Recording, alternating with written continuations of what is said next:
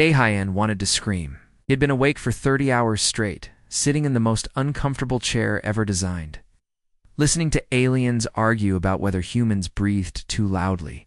His back hurt, his eyes burned, and the translator device in his ear kept buzzing with words that made no sense. The Galactic Council station floated in space like a giant pearl. Everything inside was smooth and soft and quiet. The lights were dim because bright lights made some species uncomfortable. The temperature was cool because warm air made others nervous. Even the chairs were designed to be perfectly neutral, which meant they were perfect for nobody. Daehyun looked around the council chamber. Hundreds of alien species sat in neat rows. Some looked like floating crystals. Others were clouds of gas, held together by force fields. A few looked almost normal until they opened their mouths and revealed teeth in places teeth should never be. All of them were watching the human delegation with suspicious eyes. For 3 years, humanity had been trying to fit in. 3 long years of pretending to be something they were not. Daehyun had lost count of how many times he had to apologize for human behavior that was not even wrong.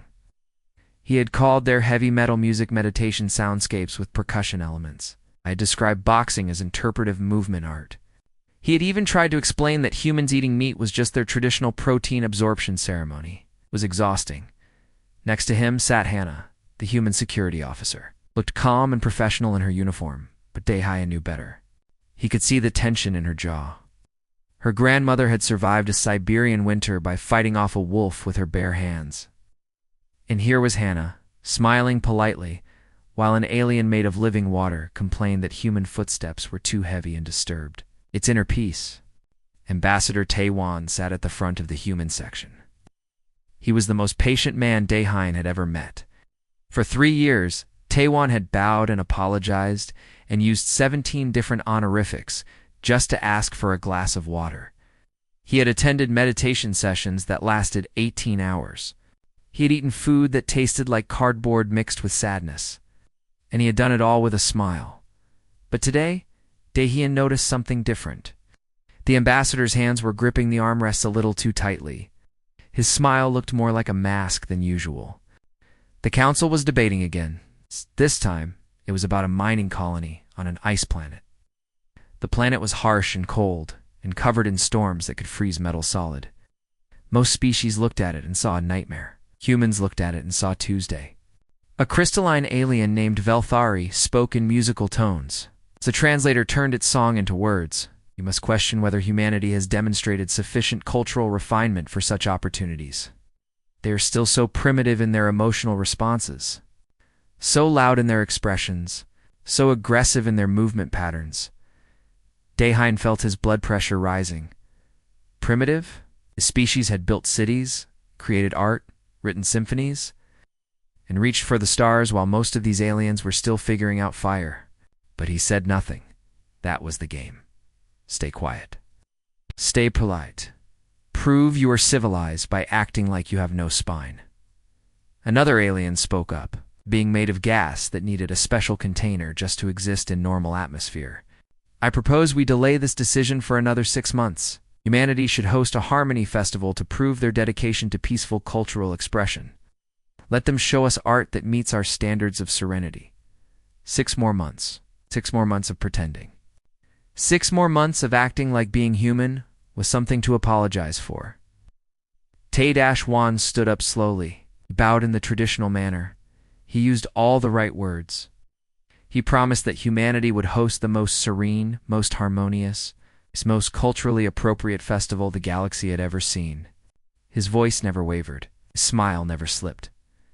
But when he sat back down, Daehyun heard him whisper something under his breath. It was in Korean. It was definitely not diplomatic. The session ended after another 2 hours of discussion that went nowhere. As the humans left the chamber, Hannah walked beside Daehyun. She looked like she might explode. I have trained in 12 different combat systems, she said quietly. I can disarm an opponent in 3 seconds. I can survive in any environment on Earth. And I spent the last 4 hours smiling while someone told me that my heartbeat was too aggressive. Daehyun nodded. My ancestors survived the Korean War. My grandmother raised 6 children during a famine. My father built a business from nothing. And I am here explaining that kimchi is not too spicy and that we promise to make it even more bland. They walked through the station's corridors. Everything was so clean and perfect. There were meditation gardens where water flowed in patterns designed to promote calm thoughts. There were art galleries filled with paintings that showed nothing but soft colors and gentle shapes. There were restaurants that served food with all the flavor removed, because spices were considered too stimulating. Daehaeon missed Earth. He missed food that tasted like something. He missed music that made his heart pound. He missed being able to laugh loudly without someone complaining that joy should be expressed more quietly. As they approached the human quarters, an alarm suddenly blared through the station. It was a distress signal. The sound cut through the peaceful atmosphere like a knife. A merchant vessel was under attack near the station. Pirates had ambushed it. The ship was carrying 400 passengers, including children from 6 different species. The distress call played over the station's communication system. They could hear screaming. They could hear weapons fire. They could hear people begging for help. Daehaeon ran back toward the council chamber with Hannah right behind him. When they arrived, the council was already gathering. The representatives looked concerned, but not urgent. They moved slowly. They spoke carefully. The Velthari was suggesting they form a committee to discuss the proper response.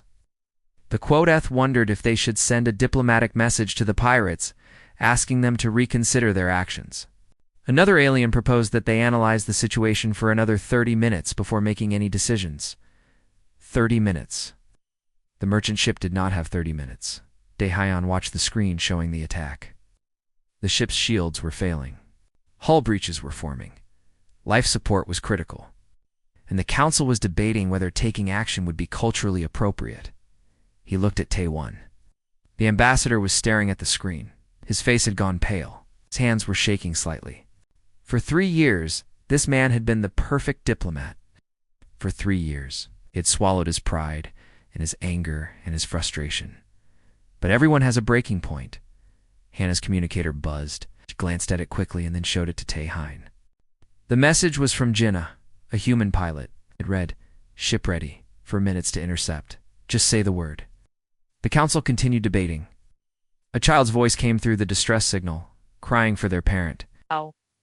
The sound echoed through the chamber. Taewon stood up. He did not bow this time. He did not use honorifics. He just stood there, and something in his posture made the entire council go silent. 3 years, he said. His voice was quiet, but it carried through the chamber like thunder. 3 years we have bent and bowed. 3 years we have whispered when we wanted to shout.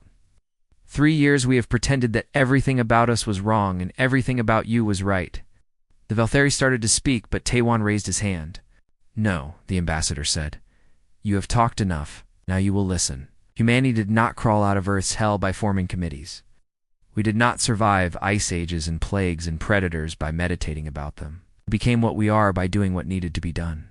He turned to Hannah. For the first time in 3 years, he smiled a real smile. "Get our people ready." Hannah grinned. Finally, within minutes, everything changed. Hannah spoke into her communicator using words she had not been allowed to say for 3 years. "Military protocol. Combat ready. All units go." The council chamber erupted in shocked voices. Aliens were standing up, their forms flickering with distress. The Veltharius' crystalline body was vibrating so fast, it made a high-pitched, whining sound. "You cannot do this," the crystal being sang out. "Military action requires council approval. There are procedures, are forms to submit. There are ethical considerations to debate." Taewon looked at the alien with eyes that had gone cold. "Debate all you want. We are done waiting." On the main screen, the merchant ship was dying. Its shields had collapsed. Atmosphere was venting from 3 hull breaches. The pirates were moving in for the final attack. The children were still screaming. Daehaeon felt something shift inside him. For 3 years he had been a translator, a bridge between cultures, a man who made excuses for his own species. But right now he was just human. And humans did not watch children die while filling out paperwork. He pulled up a secondary screen and started coordinating. His fingers moved fast across the controls. He was feeding information to the human ships. Pirate positions. Weapon signatures. optimal approach vectors. All the skills he had learned in the military before becoming a diplomat came flooding back. Hannah was already moving. She ran out of the council chamber toward the docking bay. Her security team was waiting. They had been waiting for 3 years. All of them had backgrounds in combat. All of them had been forced to act like museum guards instead of soldiers. Not anymore. The team moved through the station's corridors at a run. Other species pressed themselves against the walls, shocked to see humans moving with such speed and purpose. One alien tried to stop them, saying something about proper authorization. Hannah did not even slow down. Emergency response. Move or get moved. The alien moved in the docking bay. Ships were launching. Not the slow, elegant, diplomatic shuttles that humans had been using. These were the real ships. Fast, armed, built for combat. They had been disguised as cultural transport vessels, but everyone knew what they really were. Jin-Ah was already in the pilot seat of the lead ship. Her co-pilot Bung-Ho was running through pre-flight checks at a speed that would horrify galactic safety inspectors. Systems that were supposed to be tested for 5 minutes got 3 seconds. We good? Na asked. We are very good, Byung-Ho replied with a fierce grin. Weapons hot. Engines ready. Let's go get our people. The ships launched. They did not request permission. They did not file flight plans. They just went. Back in the council chamber, the aliens watched the screens in horror and fascination. The human ships were moving at speeds that should not be possible. They were taking turns that should tear the vessels apart. They were accelerating without the proper safety delays. They are going to kill themselves, the Quilleth gasped. No organic being can handle those forces. Daehaeun allowed himself a real smile for the first time in 3 years. You have never seen what humans can handle. We are from Earth. Earth tried to kill us for millions of years. It failed. The human ships reached the battle zone in 4 minutes. The pirates had been expecting the usual galactic response. They thought they had at least an hour before any help arrived. They thought wrong. Jinna's ship came in fast and hard. The pirates fired on her, but she was already moving, twisting the ship through space in patterns that seemed impossible. She had learned to fly in Earth's atmosphere, dodging through storms and mountains. This was nothing. She returned fire. Not to destroy, but to disable. The shots were precise, taking out weapons and engines. Humans did not want to kill if they could avoid it. They just wanted to stop the threat and save the hostages. 2 more human ships flanked the pirate vessel. Bang-Ho was rerouting power from life support to shields. It was dangerous. It was technically against regulations. It was also extremely effective. Boarding team ready. Hannah's voice came through the communication channel. Her team was in a smaller craft designed for close combat. They attached the pirate ship's hull with magnetic clamps. The pirates heard the clamps lock on. They rushed to defend the breach point. They had weapons. They had armor. They had experience fighting soft galactic security forces who would retreat at the first sign of real danger. They had never fought. Humans Hannah cut through the airlock with a plasma torch. The metal glowed, red and then white, and then it was gone. Her team poured through the opening in a formation they had practiced 1,000 times, but never been allowed to use. The first pirate to reach them was a large creature with 4 arms and thick armor plating. It roared and charged forward. Confident in its size and strength, Hannah shot the weapon out of its hands with one precise blast. Then she stepped forward and hit it with a strike that used the creature's own momentum against it. The pirate went down hard. It tried to get up. Hannah put a boot on its chest and shook her head. Stay down, she said. Not a request. A command. The other pirates saw this and hesitated. This was not how fights were supposed to go. The civilized species of the galaxy used stun weapons at range and then negotiated. They did not move like predators. They did not fight with this kind of cold efficiency. Hannah's team advanced through the ship. They moved in pairs, covering each other, clearing corners, neutralizing threats. One pirate tried to use a hostage as a shield. Bad idea. The human team member shot from an angle the pirate did not know was possible. Humans had joints that rotated in ways most species did not. The weapon flew out of the pirate's grip. The hostage ran to safety. The pirate found itself face down on the floor with a human knee in its back. Behind the combat team came Subin. She was listed as a wellness coordinator in the diplomatic records. In reality, she was a combat medic with 10 years of experience. She had been teaching breathing exercises to stressed aliens. When she could have been saving lives, now she was doing what she was trained for. She moved from hostage to hostage, scanning for injuries, administering treatment, keeping people calm. Her hands moved with practiced speed. She spoke in 3 different languages. Switching between them without thinking, a small child from a species Dahan did not recognize was crying hysterically. Subin knelt down and checked the child for injuries. Nothing serious? Just terrified. Okay, Subin said softly. You are safe now.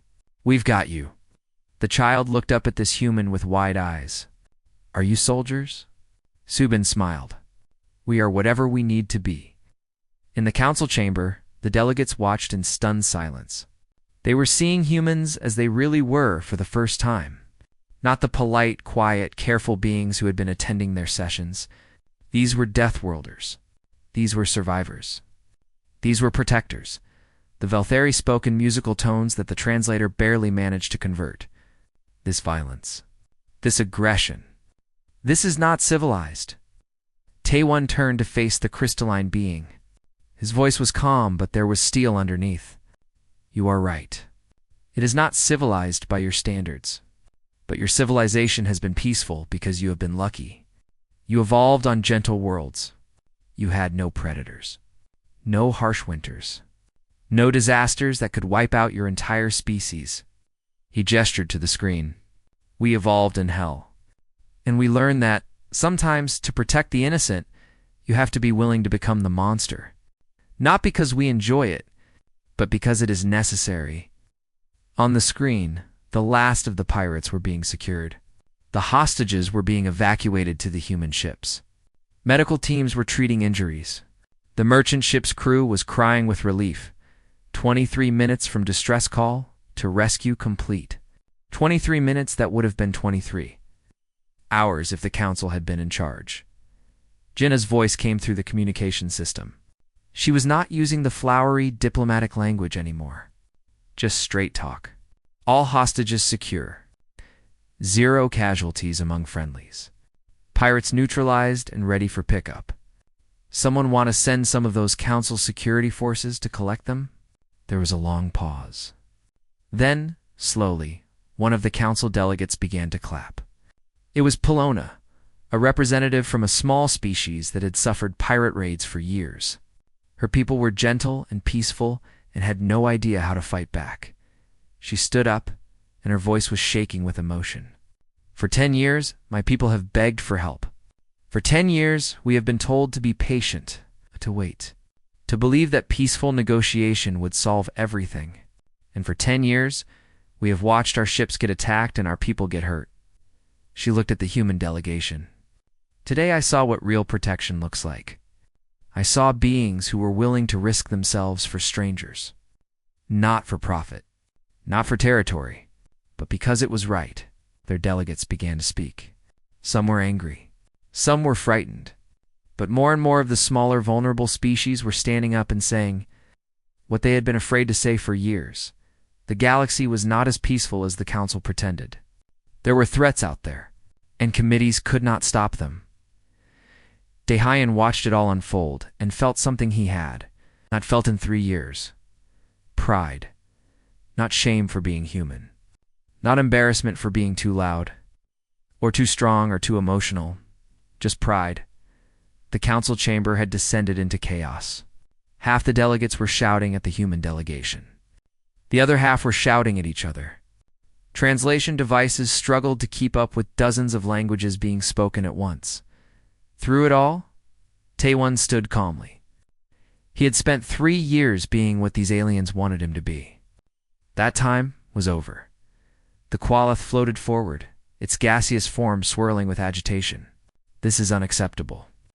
You took military action without authorization. You used violence when diplomatic solutions were available. You have violated every protocol we have established. Diplomatic solutions? Hannah had returned from the rescue mission. Her uniform had scorch marks from weapons fire. There was alien blood on her boots that was not hers. She looked tired but satisfied. Tell me what diplomatic solution saves 400 lives in 20 minutes. I will wait. The Qualith had no answer. Dayon stepped forward. For 3 years he had been the translator who made everything sound softer and more acceptable. Now he was just going to tell the truth. Let me explain something, he said. His voice carried through the chamber. Humans have been pretending for 3 years. We whispered when we wanted to talk normally. We ate your tasteless food and said it was wonderful. We called our music meditation soundscapes when it is actually rock and roll. We acted like being strong was something to be ashamed of. He looked around at the assembled aliens. But you know what? We are done pretending. You wanted to see our true nature? There it is. We are the species that survived ice ages. We are the ones who looked at every other predator on our planet and decided we would be at the top. We are the beings who turned a Deathworld into a garden. A smaller delegate raised a tentacle nervously. But the violence. How can we trust beings capable of such violence? Subin spoke up. She was still in her medic gear, and there were medical supply containers at her feet. I treated 19 different species today. Do you know what violence actually is? Violence is watching children die because you are too afraid to act. Violence is letting innocent people suffer because taking action might be uncomfortable. We did not start that fight. We ended it. The rescued hostages were being brought to the station's medical bay. News of the rescue was spreading fast. Within an hour, representatives from a dozen species were asking to speak with the human delegation, not to condemn them. To thank them, a mother from a bird-like species found Hannah in the corridor. The mother was holding a small child who had been on the merchant ship. Through a translator, she said, "You saved my daughter. How can I ever repay you?" Hannah looked uncomfortable with the gratitude. "You don't owe us anything. This is just what you do when someone needs help." But the mother insisted. "My species has a saying, the strong who protect the weak are the truest form of civilization. I think humans understand this better than most." Back in the council chamber, an emergency session was being called. The topic was humanity's place in the galactic community. Some delegates wanted humans expelled. Others wanted to understand what they had just witnessed. Ambassador Tae-Won was called to speak. He walked to the center of the chamber and looked at the hundreds of alien eyes watching him. "You are afraid of us," he began. "I understand that. We are afraid of us sometimes too. Humans are capable of terrible things. Our history is full of wars and conflicts and mistakes that cost millions of lives." The chamber was silent now. Everyone was listening. "But we learned from those mistakes," Tae-Won continued. "We learned that strength without compassion is tyranny. We learned that the ability to hurt others means nothing unless you use it to protect them instead. We came to the stars not to conquer, but to find others who shared our dream of something better." He paused. "You asked us to prove we were civilized. We tried to do that by becoming smaller, quieter, weaker, but that is not what civilization means. Civilization is not the absence of strength. It is the choice to use strength wisely." Eltheri spoke, the crystalline being's musical tones carrying a note of uncertainty. "But how do we know you will always make the right choice? How do we know you will not turn that strength against us?" Daehyun answered before Tae-Won could. "You don't. You have to trust us. The same way we have to trust you. That is what a community is. Not everyone being the same, but everyone choosing to work together despite their differences." A new voice entered the discussion. It was Polona, the delegate whose species had suffered pirate attacks for years. She stood and addressed the council with surprising firmness. "I have heard many speeches about peace and harmony," she said, "but today I learned something important. Peace is not free. It must be protected.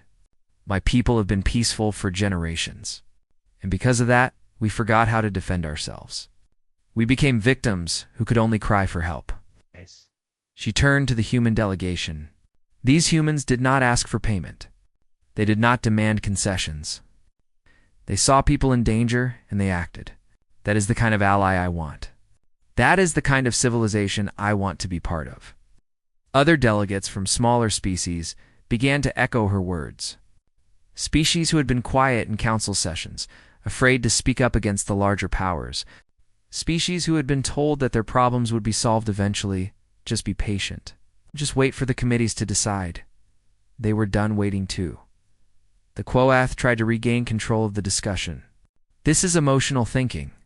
We must look at this logically. Allowing humans to act independently sets a dangerous precedent. What if other species decide they can also ignore council authority? Maybe they should, Hannah said bluntly. If council authority means watching people die while you debate, then maybe that authority is not worth respecting. The council erupted again. But this time, it was different. It was not anger at humanity. It was species arguing with each other about what the galaxy should actually be. Nah. Gina entered the chamber still wearing her flight suit. She had been coordinating with the rescued ship's crew. She walked up to join the human delegation without asking for permission. I have something to add, she said. The pirates we captured? They have been operating in this sector for 5 years. They have attacked 23 different ships. The council has reports on every single attack. And every single time, the response was to form an investigation committee. She pulled up data on the main screen. Here are the committee reports. 1,500 pages of analysis. 0 arrests. 0 prosecutions. 0 protection for the victims. Those pirates were operating openly because they knew nothing would happen to them. The evidence was damning. The council had been so focused on procedure and protocol that they had forgotten the actual purpose of government. To protect people, a senior delegate from one of the oldest species finally spoke. Her kind had been part of the galactic community for thousands of years. She spoke slowly and carefully. Perhaps we have become too comfortable, she said. We built our civilization on worlds that were kind to us. We created rules for societies that never faced real danger. And when that danger appeared, we had no idea how to respond. She looked at the humans. These beings come from a world that tried to kill them every day. They learned to survive. They learned to protect each other.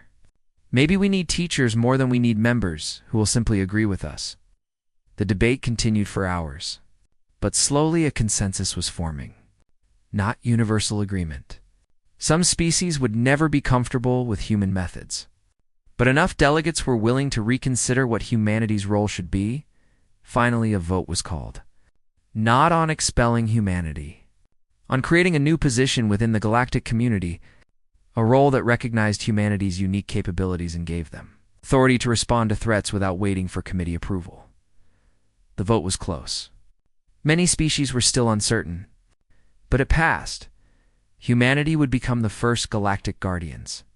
They would have oversight and accountability. They would still need to follow galactic law in peacetime. But when danger arose, they would be free to act. As the session ended, Dayhine felt exhausted but satisfied. 3 years of pretending had ended in a single day. Humanity had shown its true face, and the galaxy had decided they could live with it. Tay-1 approached him. The ambassador looked 10 years younger somehow. The weight of constant performance had been lifted. How does it feel? Tay-1 asked, being honest for once. Dayhine smiled. Like being human again. Outside the council chamber, preparations were already beginning. Species that had been victims of pirates were reaching out to discuss security arrangements. Others wanted to learn human methods of self-defense. Some just wanted to understand how a single species could be both gentle and fierce. The galaxy was changing, and humanity, for better or worse, was at the center of that change. But for now, Dayhine just wanted to go back to his quarters and eat some real food. Maybe some spicy kimchi. Maybe some barbecued meat. Something with actual flavor. He had spent 3 years eating bland paste to avoid offending anyone. That time was over too. The weeks following the rescue changed everything. The station felt different now. Humans walked through the corridors without apologizing for taking up space. They spoke at normal volume instead of whispering. Small changes, but they added up to something bigger. Hannah was training security forces from 3 different species. They had approached her nervously, asking if she could teach them human combat methods. She agreed on one condition: no apologizing for wanting to be strong. The training sessions were held in a cargo bay that had been converted into a gym. 20 aliens of various sizes and shapes watched as Hannah demonstrated a basic defensive stance. "The first rule," she said, "is that you have a right to defend yourself. Not a privilege, a right. Anyone who tells you that wanting to survive is aggressive is trying to make you a victim." One of the trainees, a thin insectoid being, raised a claw hesitantly. "But we were taught that violence is never the answer." Hannah shook her head. "Violence is not always the answer, but sometimes it is the only answer. When someone is trying to hurt you or someone you love, talking nicely will not stop them. You need to be able to act." She spent the next hour teaching them basic moves: how to break a grip, how to create distance, how to recognize when a situation was becoming dangerous. The aliens were clumsy at first, their bodies not designed for combat, but they were learning. Meanwhile, Gina was conducting flight training. More species wanted to learn human piloting techniques. They had seen the impossible maneuvers during the rescue and wanted to understand how. "It is about instinct," Gina explained to a group of pilots from various worlds. "Your training teaches you to follow every safety protocol.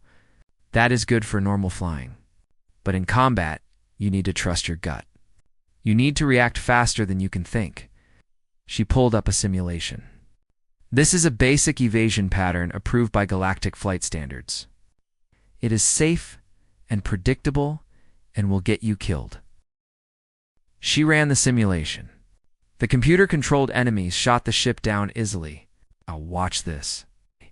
She took control and flew the same scenario. The ship twisted and rolled in ways that made the alien pilots gasp. It looked chaotic. It looked reckless. But the ship survived and completed its mission. "That," Gina said, "is how humans fly. We learned in atmospheres where one mistake means you crash into a mountain. We learned to make 1,000 tiny corrections per second. We learned that survival is more important than procedure." One of the alien pilots spoke up. "But how do we learn this instinct? We did not evolve on a world like yours." Gina considered that.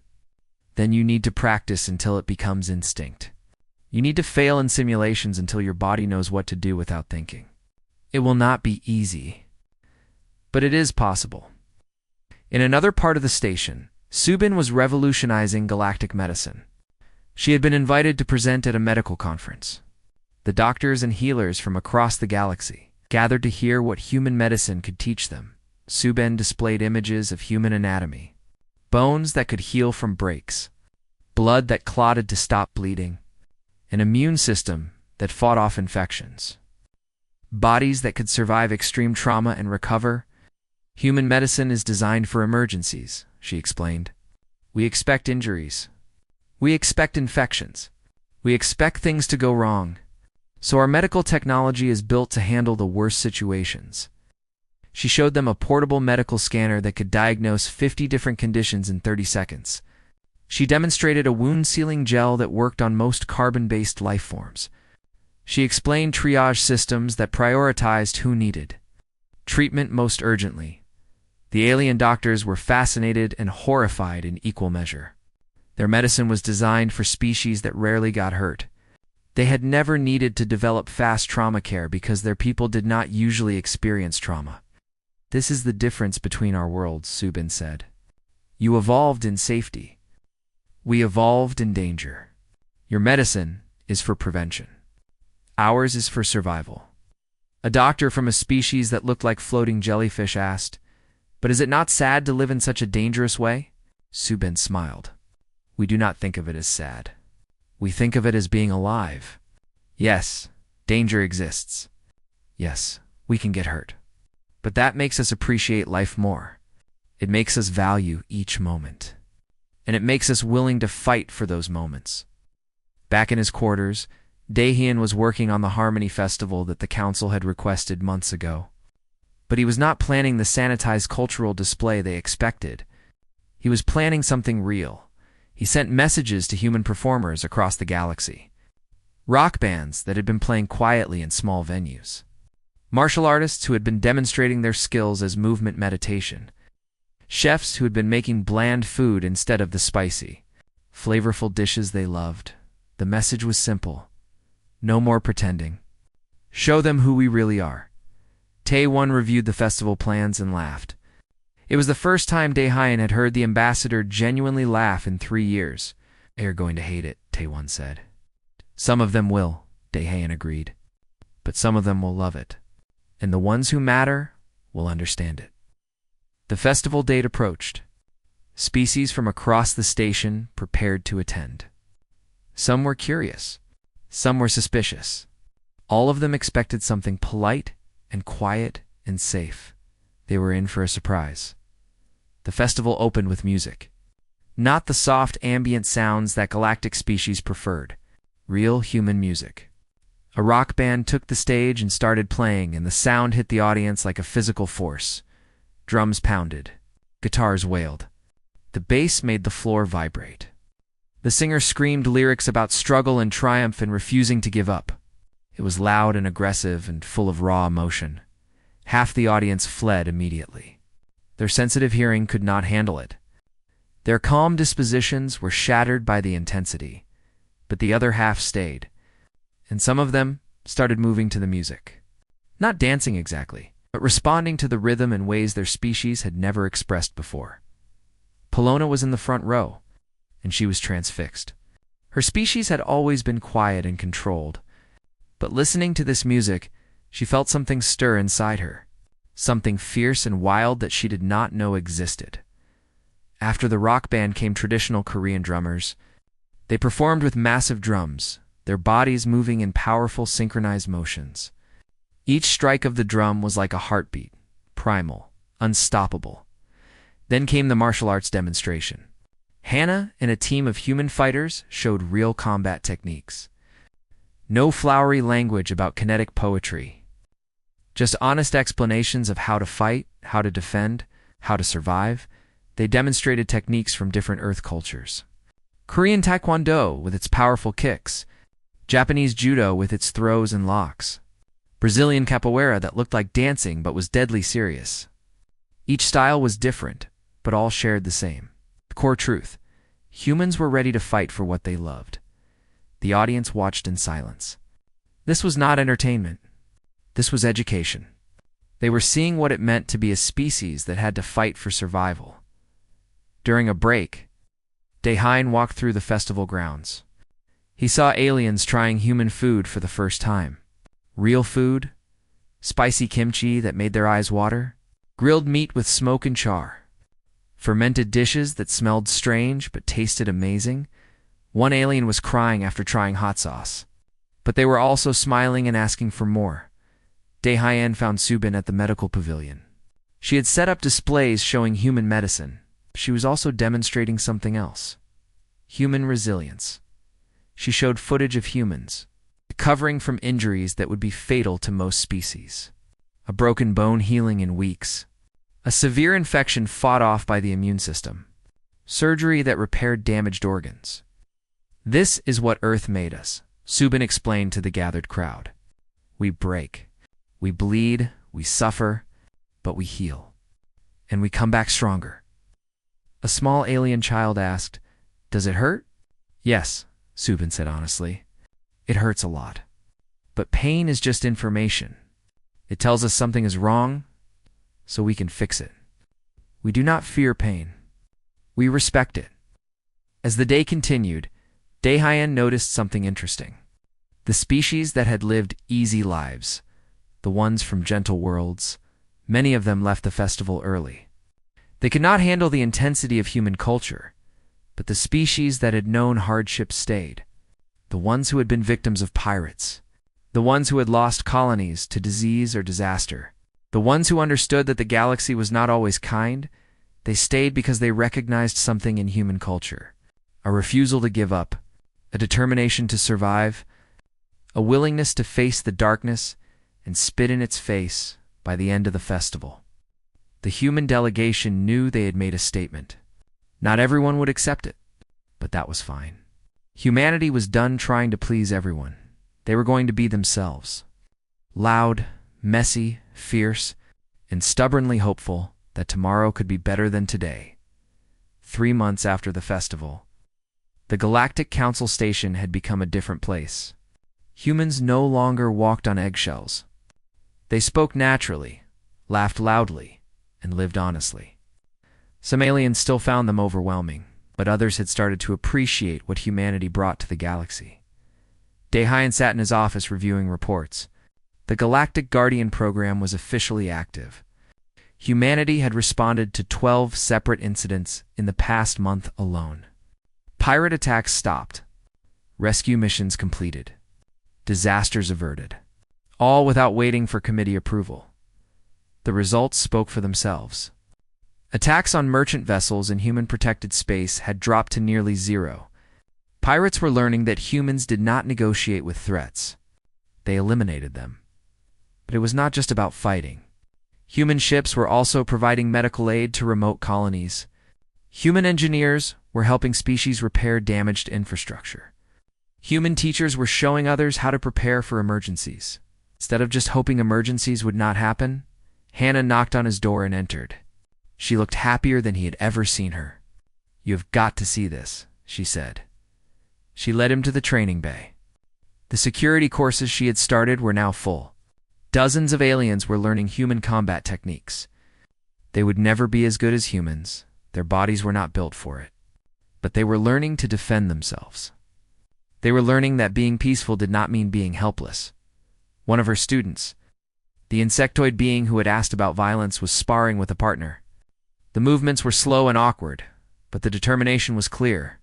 This being would not be a victim anymore. "They're getting better," Hannah said with pride. "Not just at fighting, at confidence, at believing they have the right to stand up for themselves."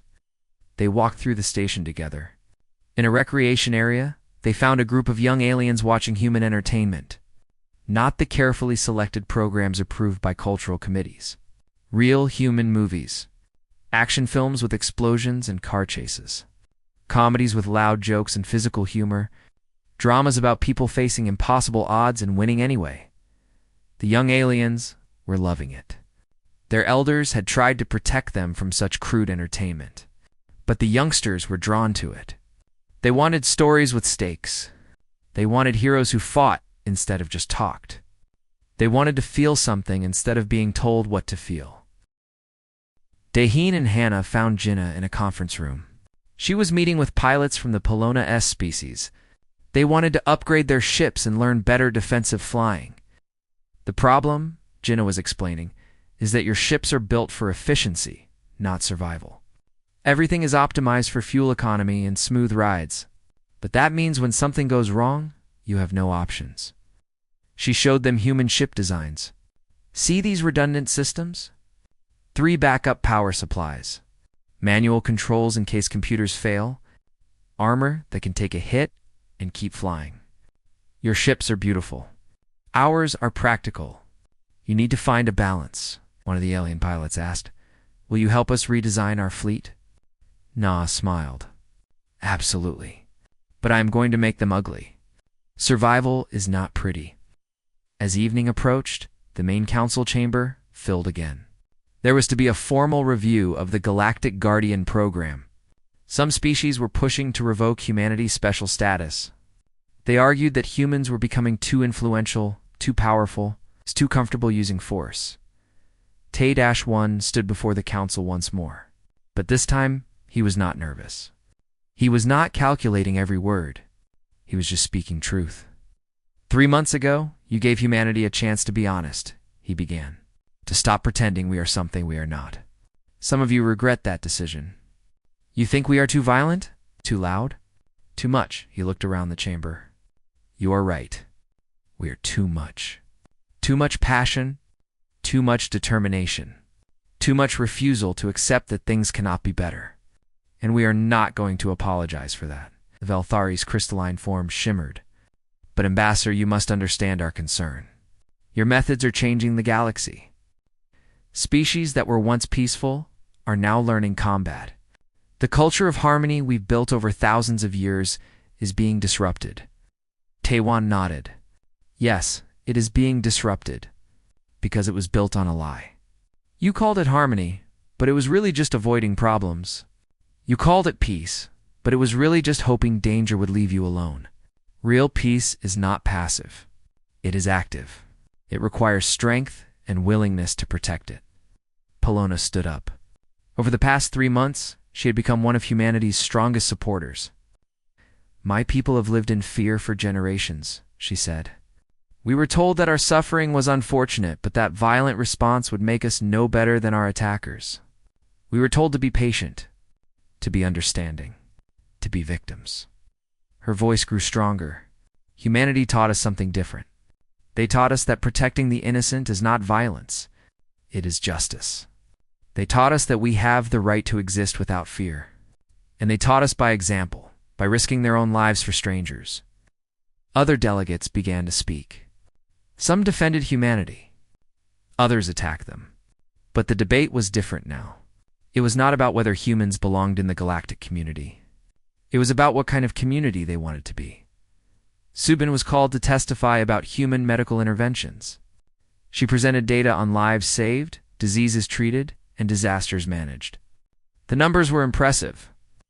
Before the Guardian program, she explained, medical emergencies in remote areas had a 40% fatality rate because help arrived too late. Now, it is down to 8% because human ships respond immediately.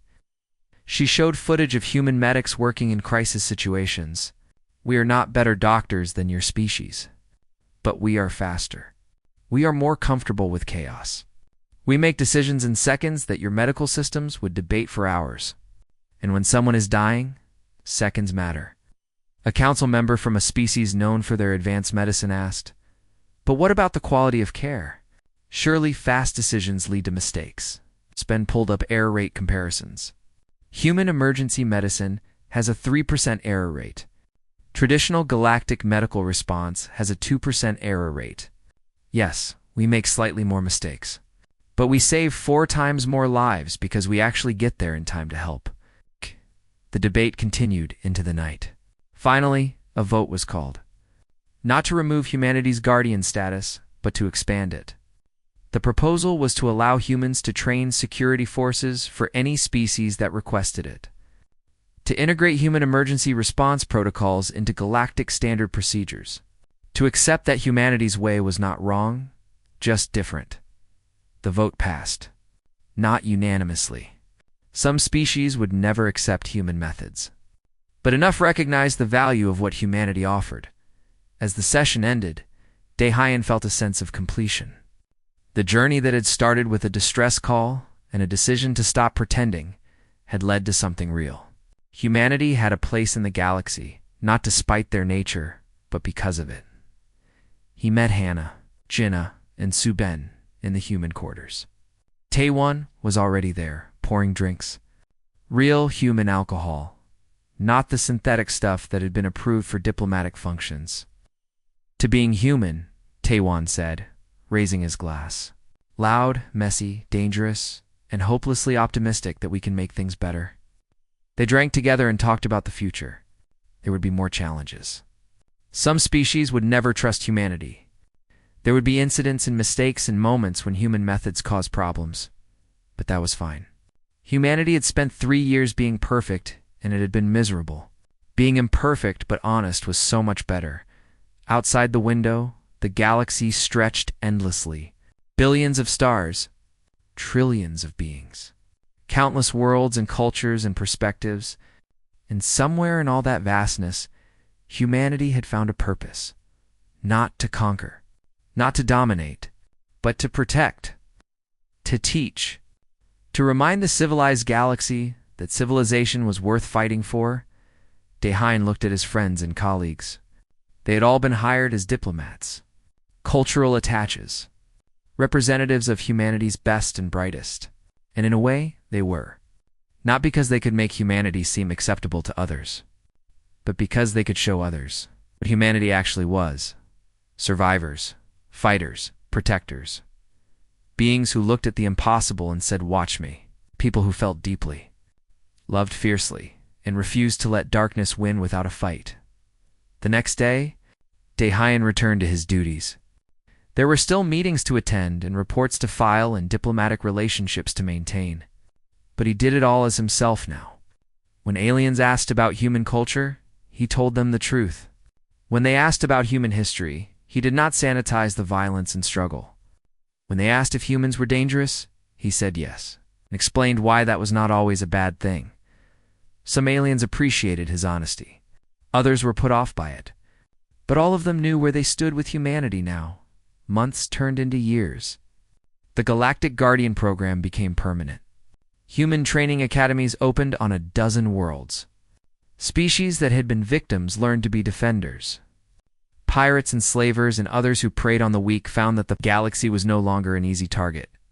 There were still conflicts, still disagreements, still species that wanted nothing to do with humanity's way of doing things, but there was also cooperation, understanding, respect. Humanity never forgot the day they stopped pretending. It became a reminder that authenticity was more valuable than acceptance, that being true to yourself was more important than making everyone comfortable, that sometimes the most diplomatic thing you could do was be honest about who you are and the galaxy. For all its initial resistance, it became a better place because a species from a death world decided to stop apologizing for surviving. Because Deathworlders chose to use their nature not for conquest, but for protection. Because humans understood something that many peaceful species had forgotten. Peace is not the absence of strength. It is the choice to use strength wisely. And that choice, made every day by beings who knew how to fight, but chose when to fight. That was what real civilization looked like. Daehyun stood at the observation window one night, looking out at the stars. Somewhere out there was Earth, the world that had tried to kill his species for millions of years and created them in the process. The death world that had given birth to beings who could be both gentle and fierce, both peaceful and protective. He smiled. Humanity had brought something unique to the galaxy. Not technology or weapons or any physical thing. They had brought a reminder that survival and compassion were not opposites. That you could be strong and kind. That you could face the darkness and still believe in the light. And maybe, just maybe, that was exactly what the galaxy needed. Someone to stop pretending everything was fine and start actually making it better. The door opened behind him. Hannah joined him at the window. They stood in comfortable silence, two humans far from home but exactly where they needed to be. "Do you ever miss pretending?" she asked. Daehyun laughed. "Not even for a second." "Good," Hannah said. "Because I think we are just getting started." She was right. Humanity's journey in the stars was not about fitting in. It was about finding where they could make a difference. And they had found it. The day the Deathworlders chose to stop pretending was the day the galaxy started to change. And neither would ever be the same again.